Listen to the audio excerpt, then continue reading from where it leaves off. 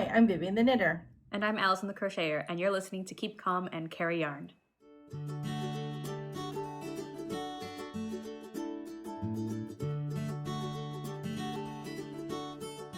Thank you so much for joining us for episode 76 of Keep Calm and Carry Yarn. This is a knitting and crochet podcast brought to you by me, Vivian, and my daughter, Alyson.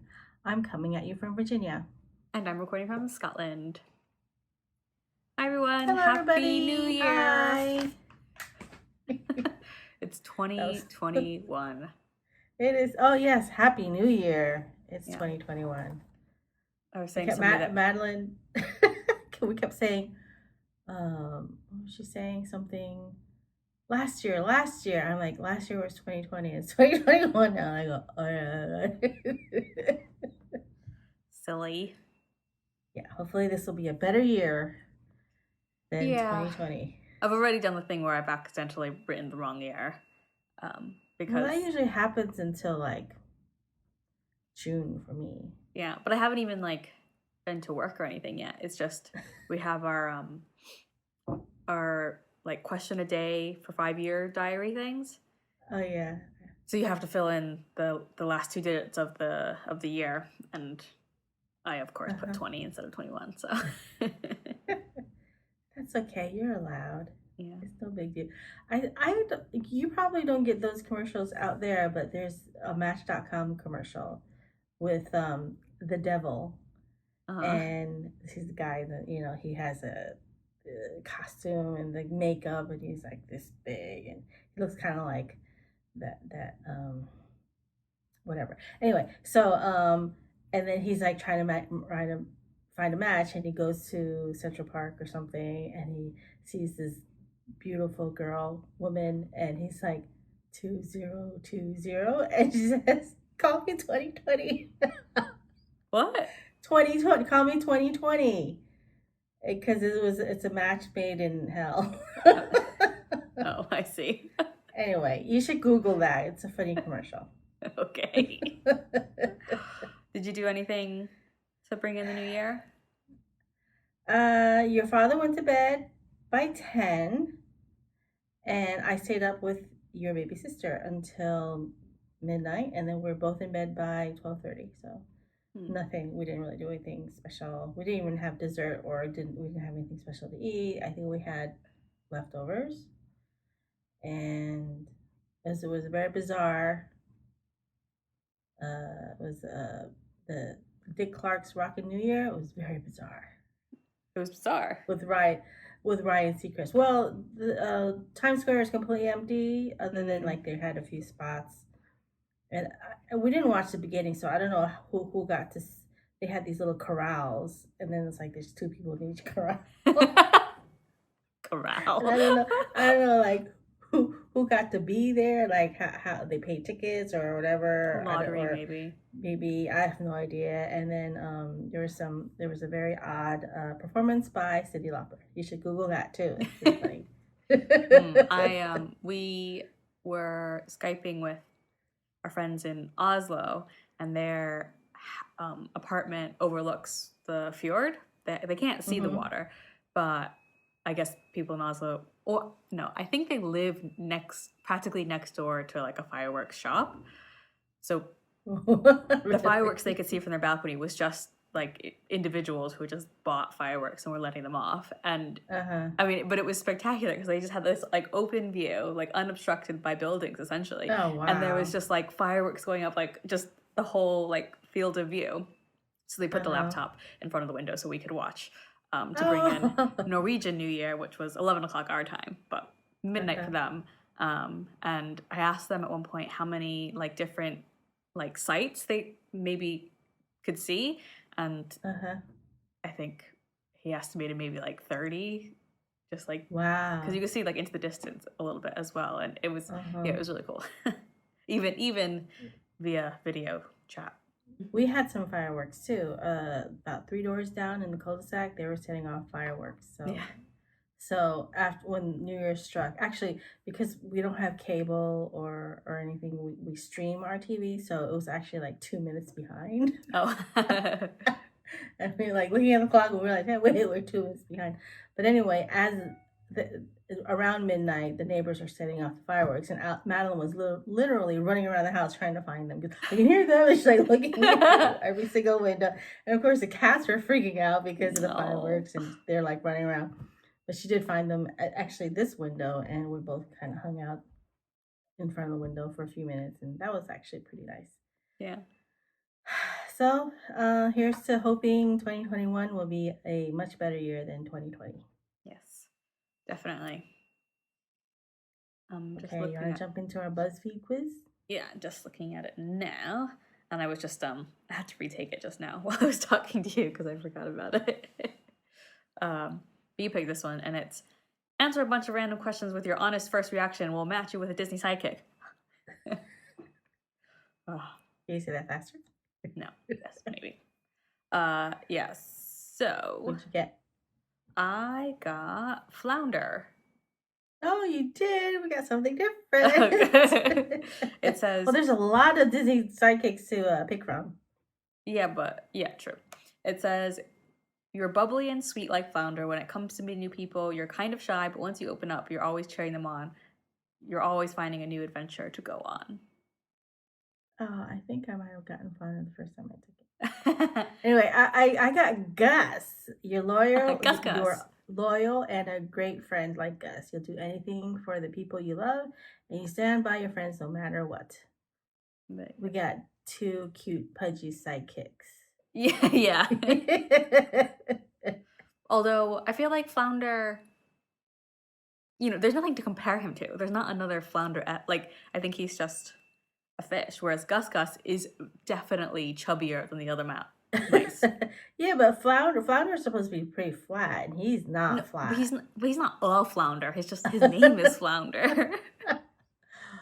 Okay, fine. I'll give you that. Okay.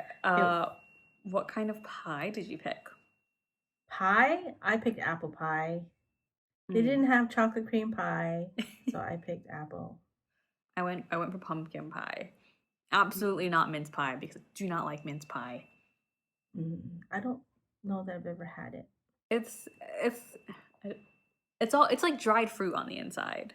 Lots of different types of dried fruit, and I don't really like raisins, and that's what some of it is. There's lots of raisins in it.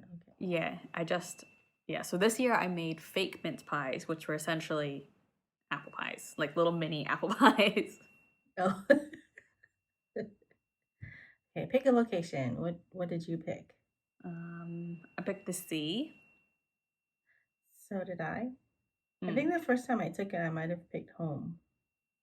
Yeah, the options were the sea, mountain, winter forest, desert, at home, or in a castle. I don't know why specifically a winter forest, but no, I've been enjoying just walking on the beach and stuff, and it's just a nice place to be. You're lucky you have that option. Yeah. What about food? Okay, wait. Did you pick the same thing as me? Because I picked sushi. Yeah. Outfit? Obviously a cozy sweater. How do we get different I don't know. Results? Scent? Okay. Did you pick old book? No.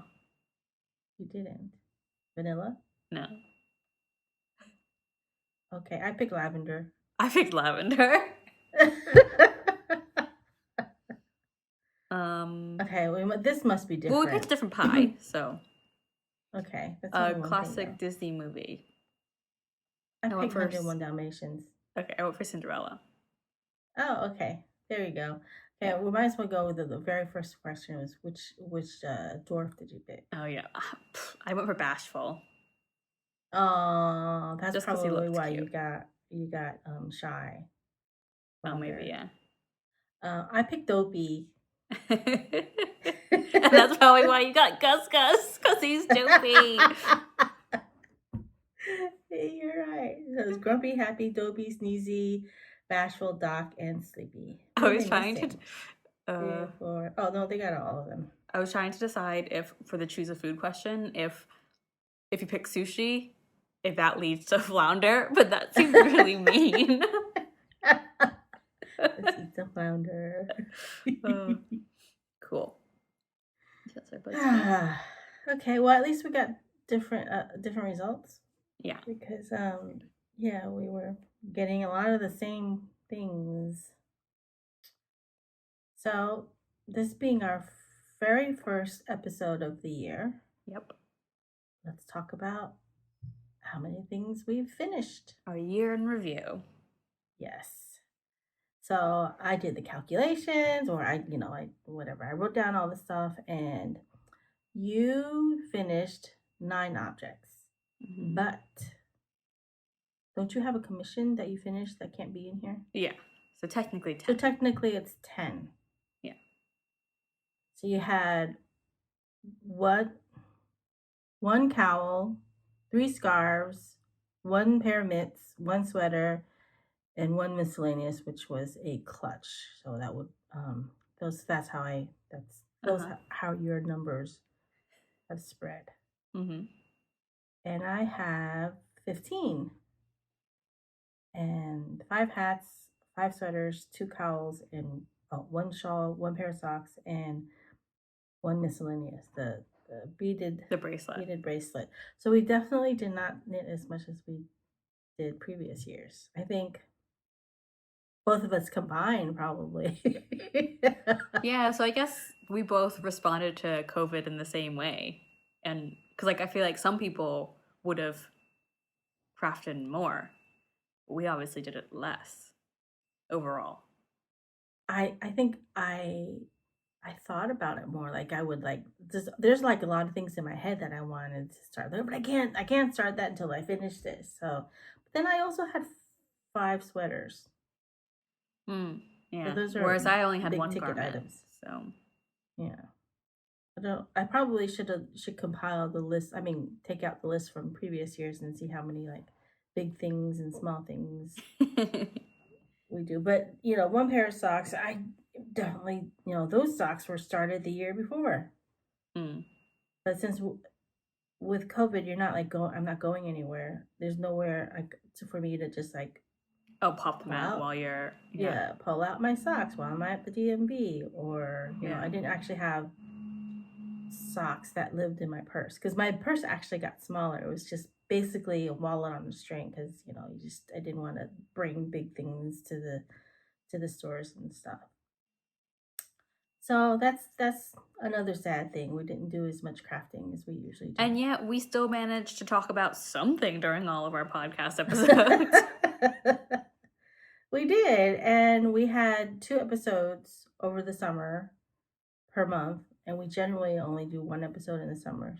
In the summer months, don't we always do just one? We have before, yeah, like one episode during the summer. No, I don't know if we always do that, but so that means that we're coming up on 4 years next month. That's crazy. That's crazy. We've been doing this for 4 years, and people are still listening to us. Mm-hmm. And still finding us, which is good. Yeah, that just amazes me. Cool. So do you have any whips to talk about? I do. I have a new whip, and this is a mishmash whip. So having short hair now, the back of my neck is cold, like in the wintertime a lot. And it's like, it's not just the neck, but like the whole, where your neck meets your shoulder, that bit. And I just wanted something, like if I wear a cowl, a lot of times there's still a little bit of space between my cowl and my shirt that's still exposed. Unless I were to, and wearing a turtleneck, then I'm hot. So I decided I was going to make a poncho, like a lightweight poncho, just for a little bit of coverage. And I couldn't really find anything I wanted. I didn't want anything too heavy, and I didn't want anything that would take me forever either, because I would like to use it this year. So I came across, it's called the Comfort Zone Poncho by Espacio Tico, and it is actually an Aran weight poncho. There's no way you're making it an Aran weight. But what? So but there's I no did way not you're want making it. Yeah. it. But I also found that the same designers also have this sweater called Paloma, and it's basically like the top part is made the same way as the poncho. I think the sweater came first and the poncho came second. Mm-hmm. And but that one's in DK weight. That one it's a lace weight and a fingering weight held together, so that equals DK. I don't know. Anyway, so I had this in my stash. It's Rowan Alpaca Classic, and it looks like mohair, but it's actually alpaca and cotton, and it's very squishy and it's very soft, and you can put it on your face. And so far, so anyway, so I'm using the stitch counts of the Paloma for the like the top because it's top down, but using the construction of the comfort, what is it called again? The comfort poncho and comfort zone poncho. So that's what I'm doing, and they're both free patterns, by the way. So this is what I have so far. Basically, it's just the top of a sweater, but I'm not gonna have. I don't have to separate for the arms. It's already very warm. Yeah, that looks really cozy. And very cozy. So snuggly. I'm looking I'm at the sweater, and it's a really nice pattern. I really like it. Yeah, it's simple, and it's but I don't like the fact that it's cropped, but you could make it longer if you want. Oh, yeah. You don't like the crop. She's the same. Well, I'm not exactly sure because Espace Chico is the store. It's two people, and it just says that it's, and I don't know which one of them, but they're also the people behind my Night Blooms hat that I made at the end of the year. So I think all of their patterns are free, and just very classic, and clean lines, and not a lot of busy stuff. So I guess they're kind of like the Canadian, what's the one in New York? I don't know. The store in New York that also puts out. Okay, I'm forgetting, but they're the Canadian version of that. Somebody's probably shouting up and down because they know. Pearl Soho. They're like the Canadian version of Pearl Soho because they have their free patterns. They have a shop, and they have they have their kits and stuff. So that's my newest whip, and I've been working on that because I just want to be able to put it over my neck, and I'm almost at the point where I can stop doing the increases. Are you gonna make it like a full down? Like how long is it gonna be? Well, I'm on the second skein, and I have 5 skeins left. So however long 5 skeins will give me. Ish. You know, I was kind of just imagining you making like just like the yoke essentially, just like a little cover for you. So Madeline's like, "Oh, you're making a dickie." Yeah, a long dickie. So that's my newest whip, and the second whip I've been working on is my modified Sagitta. Ooh, and that's pretty long. Yeah, it's getting long. So 1, 2, 3, 4. I'm on the 5th color of the braid, and there's 8 colors total, so it's a little bit more than half right now. So if I want to make it longer, I'll just do this gray bit long at the end, at the other end. Right. So is it just that small amount of gray in between each color? Yes. So there's the gray and the contrasting color that's a garter stitch in between the colors, in between the solid colors of the ombre. Yeah, of the braid, which is a lace. And then you do the... Is that what the actual pattern looks like, or did you like change up the amount of... No, that's actually what the pattern looks like. Oh, and I forgot to bring my leftovers. And so I did the math pretty well. So my leftovers is just little tiny little bits of yarn. And what's interesting is that each of the bits, they're small, but there's one that's bigger than the rest or smaller than the rest. So I don't know how that worked out. Maybe my gauge is a little different or something. Or the ball itself might have just accidentally had a little bit more or less, yes. Yeah, so each mini skein is supposed to be 20 grams for a total of 160 grams. I can't count. Last time I said 100 grams. Math doesn't work out that way. And so I did that original giant piece that I started, the gauge swatch that I started. Oh, yeah.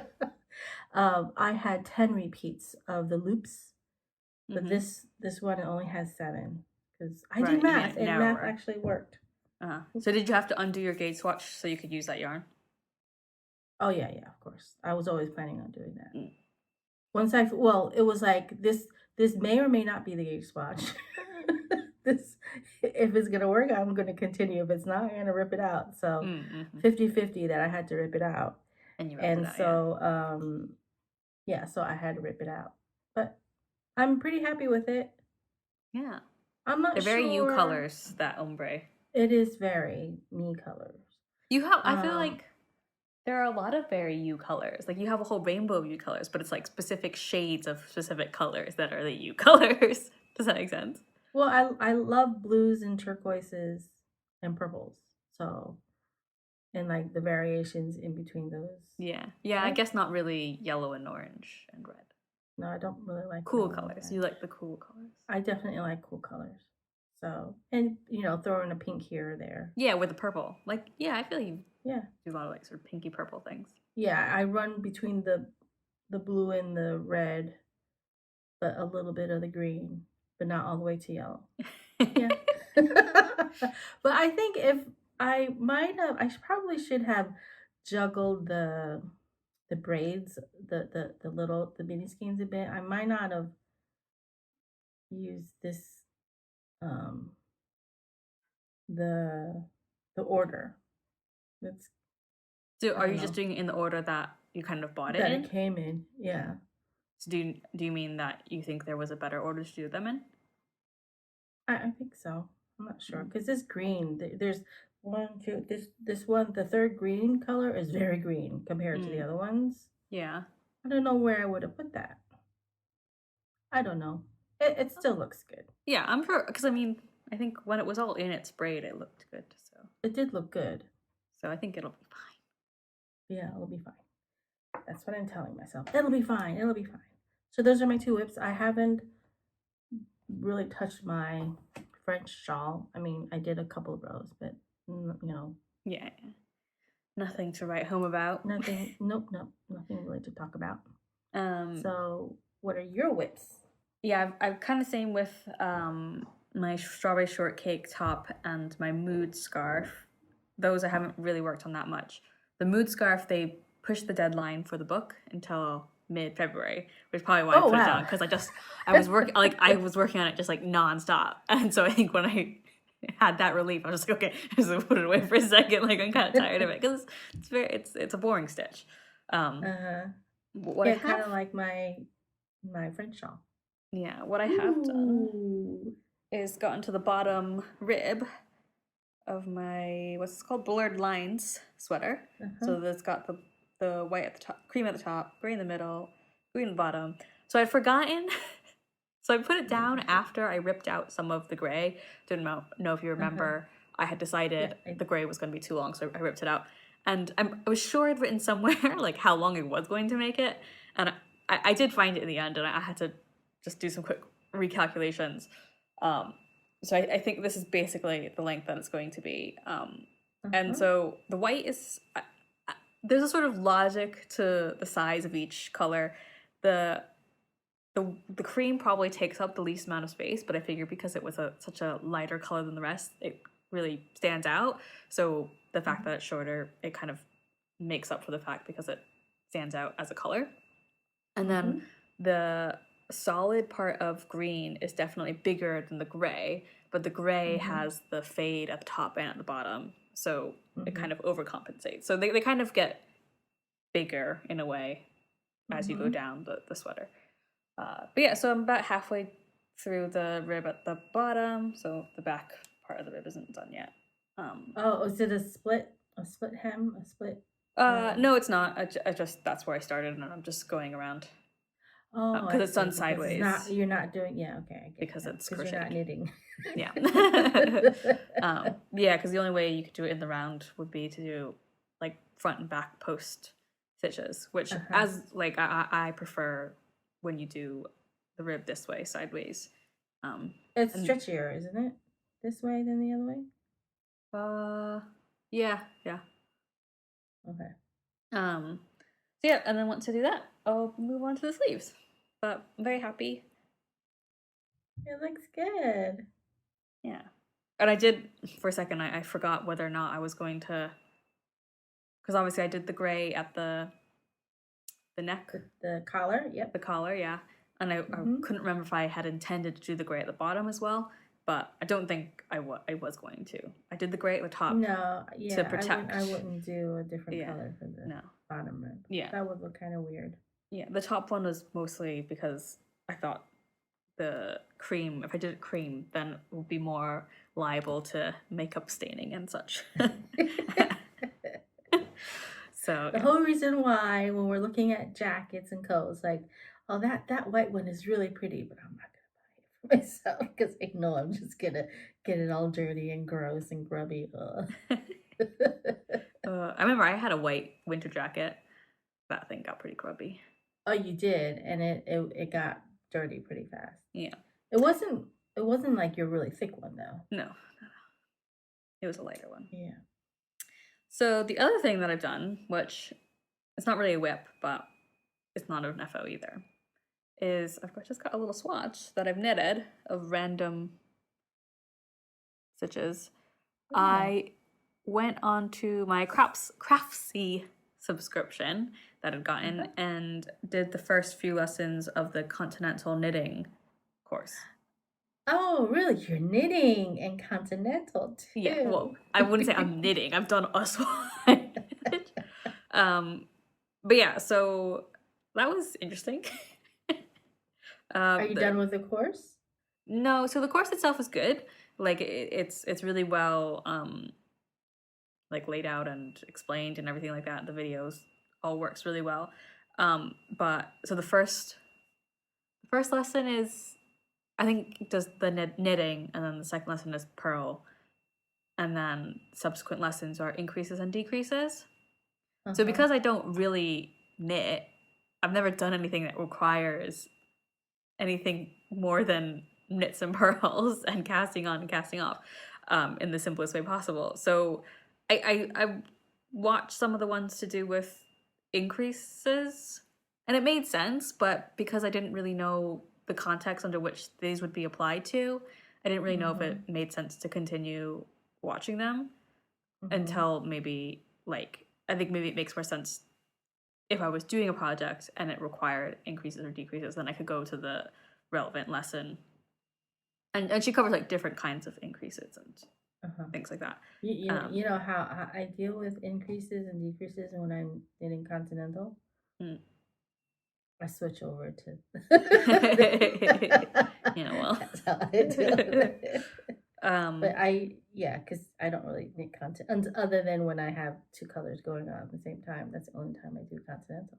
Yeah, but I guess like as well, there could be an argument to say that if I'm not really much of a knitter anyway, and I do decide to try knit project, I could also just switch over to do the increases and decreases because it's not like I'm knitting all the time or anything. So my swatch just has, I don't even know where I started. But let me see it again. It's really loose. Well, that's good because a lot of new knitters, you're not really a new knitter anymore. Have a very tight gauge. But I don't. Yeah, I think you had to put myself back into that mindset of you're not very good, and that's okay because you because you've never really done it before. Like Uh-huh. the same with like like I have to remind myself that like this is how it felt like when I first started to crochet, and not to get Yeah. frustrated.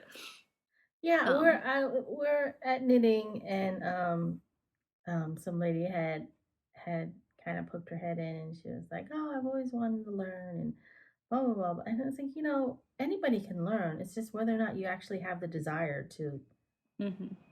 to to practice. Like if you Yeah, don't like if you're frustrated and you just throw your needles down or your hooks down, you're never going to get any better. So the patience um, maybe. you just have to be patient with it because Mm. nobody picks it up and just like, "Blah, blah, blah, blah." Okay, Maybe I'm some I'm a people. master knitter.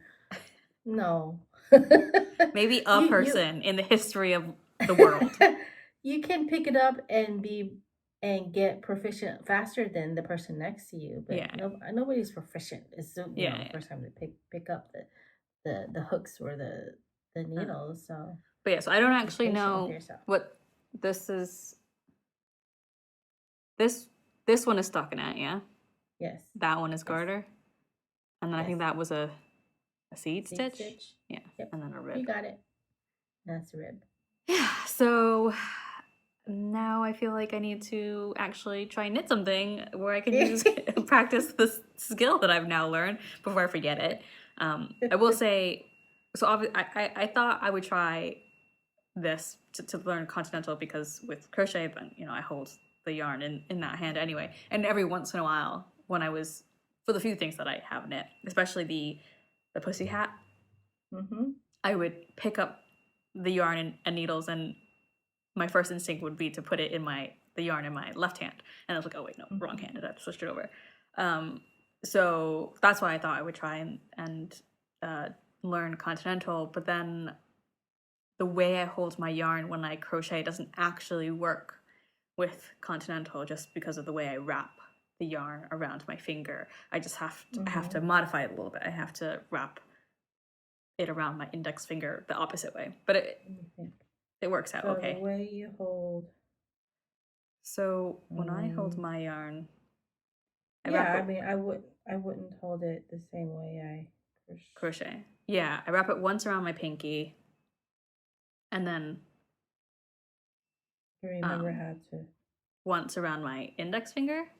So it goes around my Uh pinky huh. like that, and around my index finger like that, and then it gets Uh fed huh. that way. But with knitting, I have to feed the yarn above like that, Yeah. and that's Well, I mean, because of doing the purl stitch, because you bring your finger over, mm-hmm. and so your finger has to be on that side of the yarn, because when it's on this side of the yarn and you bring it over, it just is awkward and it's not right. Okay. So yeah, so I had to figure that out for myself. I remember figuring that out on myself, not on myself, but by myself. No books, no YouTube, and it was Yeah. a lot of. I mean, I knew it was possible because I've seen people do it, and it was just a lot of trial and error. And I would do it, and then I'd flip it around, like doing the purl stitch. The knit Mm. stitch, I was able to figure out pretty easily. The purl stitch, I would flip it around. It's like, oh no, I twisted the stitches. I Mm. twisted stuff. So yeah, it took a lot of trial and error to figure that one out. But you taught it But to yourself get that basically then. Or you didn't even teach yourself. continental, You just figured it out yourself. yeah, but I was a proficient knitter Knitter, yeah, at that point. It yeah. wasn't like I was starting knitting for the first Yeah, yeah, yeah, time. yeah. You were reverse engineering with what you knew, yeah. Yeah. Um so yeah, I did that. Well, that's pretty cool. You're Hmm. actually knitting. So, you have my whole library to look through too.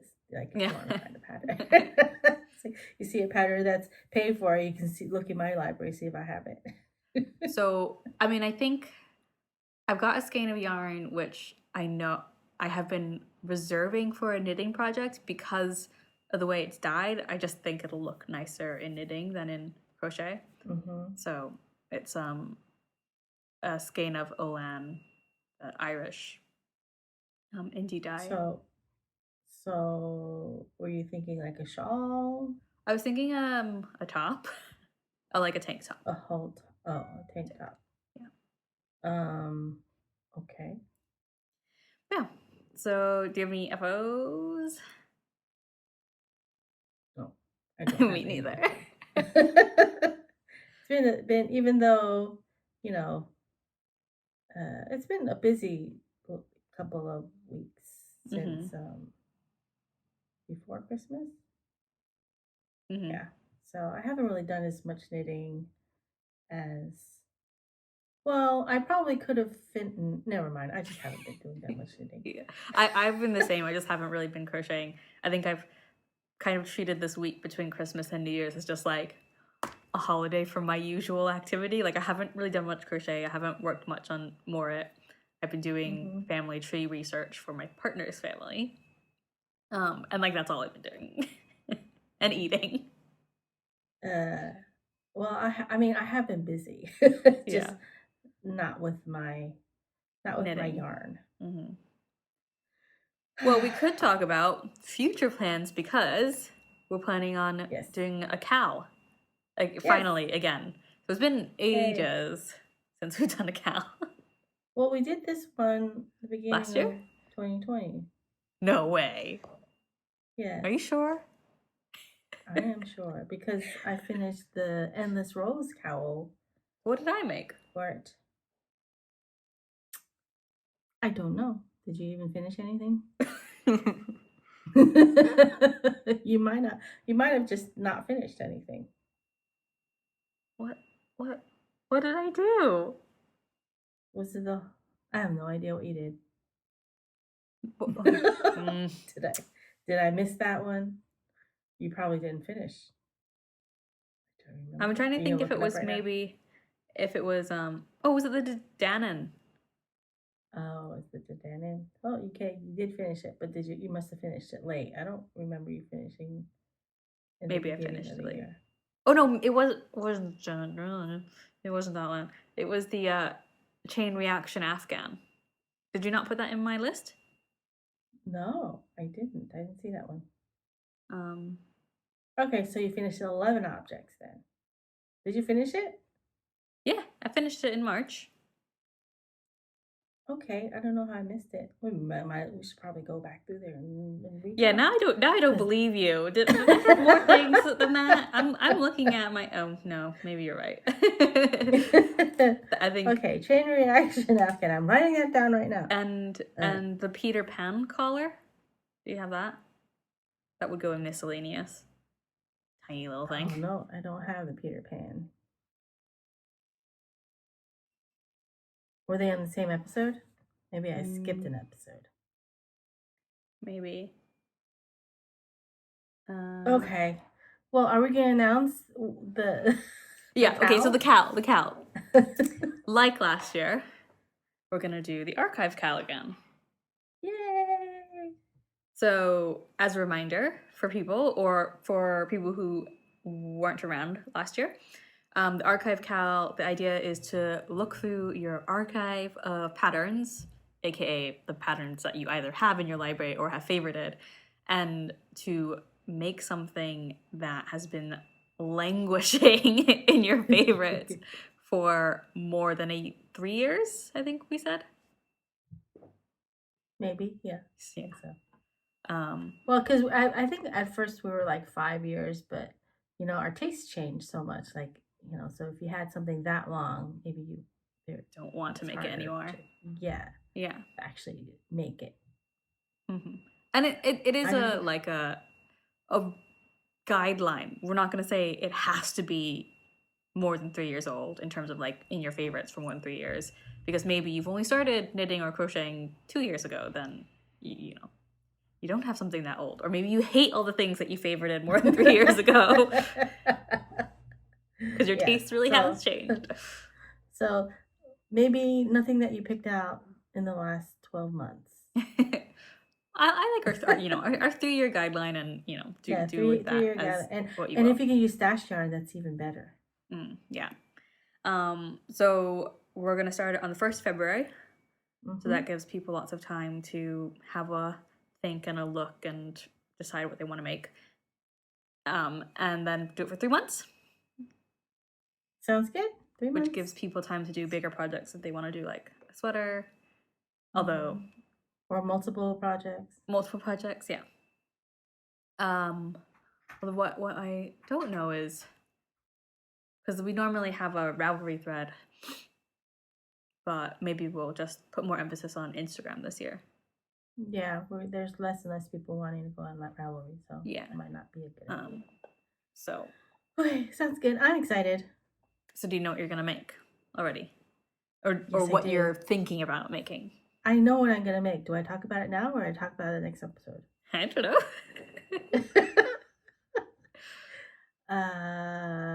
Maybe just tell me one thing. What? Do you just have the one thing that you're thinking about, or do you have more than one?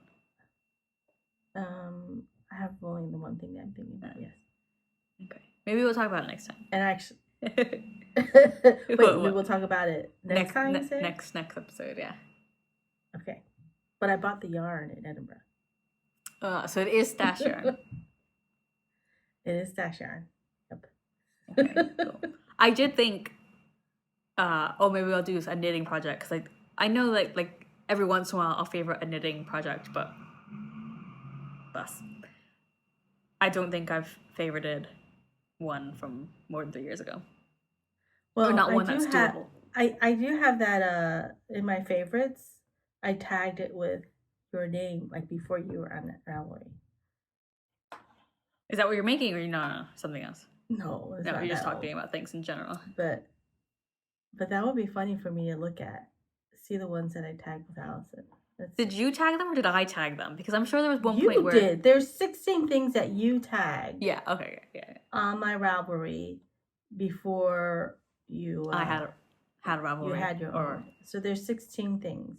There's some mitts, a couple of mitts, cowl, a dress, stockings. Oh, you actually favorited the Andy and Chulo hat. More scarves, more socks, cardigan, a market bag. Oh, and your après surf hoodie that I made for you when you were in high school. Mm-hmm. And a hooded scarf. So yeah, there's a few things in there, so you can even see when they were favorited, I think. That's definitely more than 3 years ago. Yeah. So you'd have a Japanese mitten with embroidery up on the top. I don't know how you would even get. It's not available on Ravelry. Well, I think my pattern might be a Japanese pattern, so. And it might involve a little bit of knitting. A little bit of knitting. Okay. And it's something you favorited a long time ago? More than 3 years ago, yeah. Okay, there you go. That works. Just a teaser.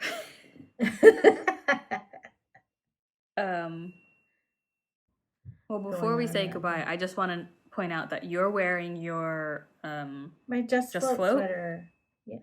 And I'm wearing my Distant Star, although it's upside down. But I like this side too.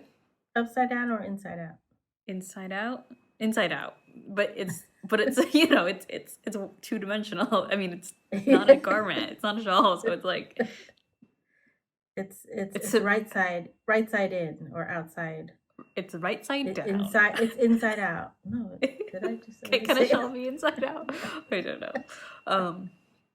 But yeah, so I had to keep myself warm.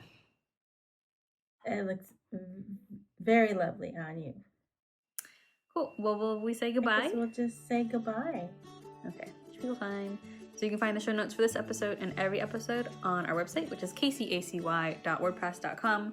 Our Instagram is KCACY podcast. My personal Instagram is Alyson here, and my mom's is upstate_Viv. You can subscribe and like and comment and review the podcast on iTunes or YouTube or wherever else you stream your podcasts. And you can also join the Ravelry group, although it's a bit quiet these days. You just have to search for Keep Calm and Carry On podcast in the groups tab. So thank you for listening. And remember to keep calm and carry on. Happy New Year. Bye. Bye.